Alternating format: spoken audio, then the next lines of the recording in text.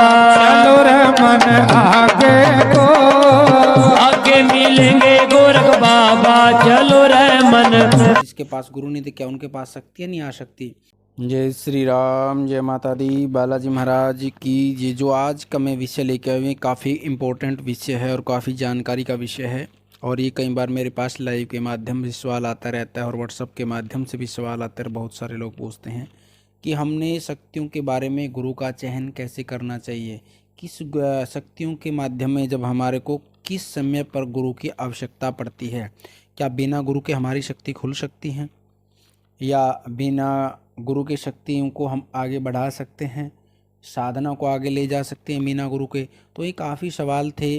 और क्या गुरु नहीं होता तो हमारे को शक्ति नहीं मिल पाएगी, और बिना गुरु की शक्ति हमारी रुक जाती है, या बिना गुरु को कोई शक्ति रोक देता है या बांध लेता है, उतार लेता है। तो बहुत सारे सवाल थे इन गुरु के बारे में। और हमने कैसे गुरु को चयन करना चाहिए, कैसे गुरु का चयन करना चाहिए ताकि हमारे को आगे आने वाले जो हम साधना करना चाहते हैं, मंत्र जप करना चाहते हैं, सिद्धि प्राप्त करना चाहते हैं, उनके बीच में किसी तरह की कोई भी अड़चन ना आए।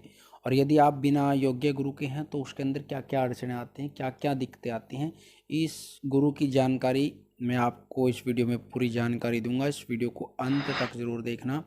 और हमारा बालाजी दरबार लगता है, दरबार से आपने ऑनलाइन पूछा लेनी हो या यंत्र मंत्र तंत्र पूजा पाठ ज्योतिष संबंधी जानकारी आपको चैनल के माध्यम से मिलती रहती है। और सबसे पहले बात आ जाती है कि हमने किस गुरु का चयन करना चाहिए और गुरु की आवश्यकता कब होती है। और जिनके पास गुरु होता है क्या शक्ति उनके पास ही होती है, और जिसके पास गुरु नहीं तो क्या उनके पास शक्ति नहीं आ सकती। और गुरु सबको बनाना चाहिए या बिना गुरु के भी हमारे को मोक्ष मिल सकता है। तो इस जो सबसे पहले क्या है, जो हमने मोक्ष के अधिकारी के लिए जो कुछ बच्चों ने बात करी थी, मोक्ष पाने के लिए हमने गुरु की आवश्यकता होती है। और गुरु का और शिष्य का जो नाता होता है वो हमारे को आत्मा और परमात्मा, जो हमारा और भगवान के बीच का जो रास्ता तय करवाता है वो करवाता है गुरु। क्योंकि बिना गुरु के हमारे वो रास्ता तय करने में हमारे को जो कठिनाइयाँ आती है तो उसके बाद हमारे को मोक्ष नहीं मिल पाता। और इसके लिए हमारे को योग्य गुरु की आवश्यकता होती है। जैसे हम साधना के क्षेत्र में जाते हैं और शक्तियाँ पाना चाहते हैं, कई बच्चे क्या करते हैं, उनके पास गुरु नहीं होता, और गुरु होता तो उनको जानकारी नहीं होती, और फिर वो क्या करते हैं, दर दर भटकते रहते हैं। क्योंकि जब आप साधना के अंदर चले जाते हैं शक्तियों के मैटर में तो बहुत सारी समस्याएं आती हैं। समस्याएं क्या क्या आती हैं, जब बिना योग्य गुरु नहीं होता तो हम कई बार शक्तियाँ कोई बांध देता है, शक्तियों के ऊपर कोई वचन भरवा के कोई गंदी चीज़ें छोड़ देता है, और शक्तियों के मैटर वो फिर शक्ति ना तो खुल के आती, बीच में रुक जाती हैं, ऐसी स्थिति बन जाती हैं। और उस समय में हमारे को गुरु की खास आवश्यकता होती है। यदि आपका गुरु योग्य नहीं होगा तो आप ना कहीं के रहोगे, ना तो आप बिना गुरु के हैं और ना आप गुरु के, आप बीच में फंस जाओगे। क्योंकि जब तक आप गुरु को उसके बारे में जानकारी नहीं है, और शक्तियाँ गुरु के माध्यम से ही आपको रास्ता देंगी, तो इस कारण से उस चीज़ का भटकाव हो जाता है आपके चक्कर में।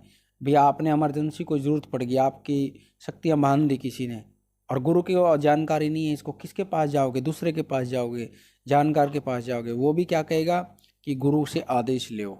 जब तक गुरु आदेश नहीं देगा तब तक आपकी शक्ति बीच में ही फंसी रहेगी, ना आपको उधर का ना आपको उधर का। तो इसलिए सबसे पहले गुरु के बारे में जल्दबाजी न करें, और बिना गुरु की शक्तियाँ हमेशा खुलती हैं। ऐसा नहीं होता कि बिना गुरु के हिसाब से ही शक्तियाँ खुलती है।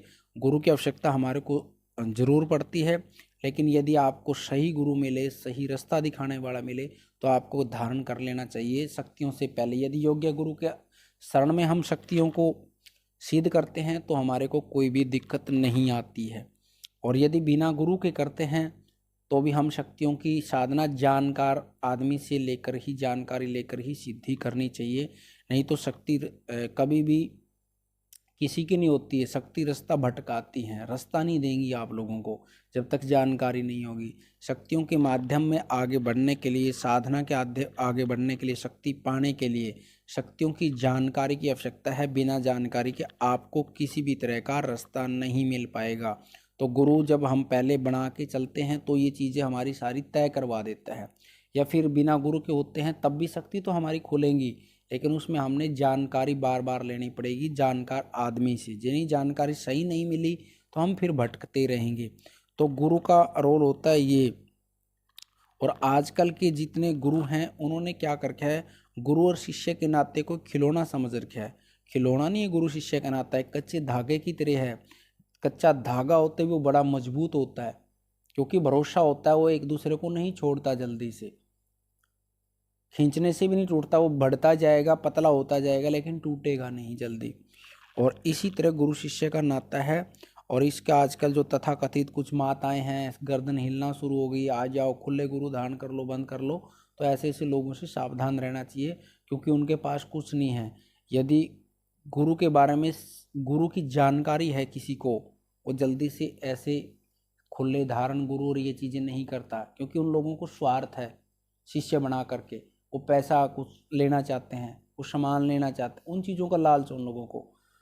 यदि गुरु योग्य मिल जाता है, यदि गुरु को शिष्य गलत मिल जाता है, तो गुरु को उसका छठा हिस्सा दोष भुगतना पड़ता है, भुगतान करना पड़ता है। ध्यान से सुन लो, छठा हिस्से का भुगतान करना पड़ता है, दोष का। भागी गुरु बनता है यदि कोई शिष्य गलत काम करता है, तो छठा हिस्से का अधिकार बिना करे गुरु को ऊपर दोष जाएगा। छठे हिस्से का गुरु दोष मिलता उसमें गुरु को।